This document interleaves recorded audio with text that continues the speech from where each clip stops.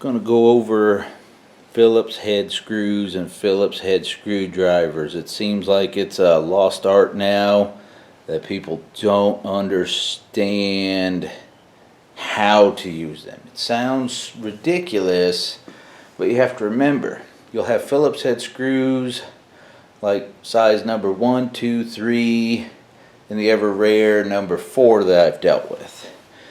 Remember, Phillips head has that cross point, or kind of a 4-point.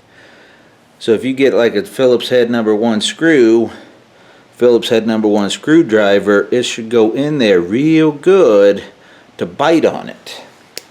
Now if I switch my screwdriver here to like a Phillips number 2 on a Phillips number 1 head, you'll see, if I can get oriented here, there we go, it will fit on there. But you notice how much sticks out, that when I do this, it can't grip the screw, which means when you go to drive that screw in, you'll get it going, you'll go to tighten it down, it slips and it slips and it slips.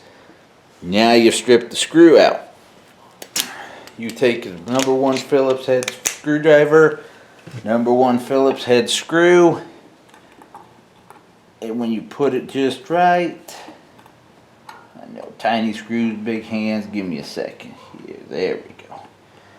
And you just give enough little pressure to drive it down, twist, go easy, nothing fancy. It's not a race like sex is, you just go like this, okay? It'll tighten down,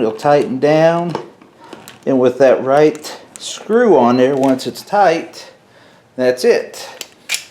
If I flip over to that bigger one, you see how it'll grip in there, but it spins out so easy.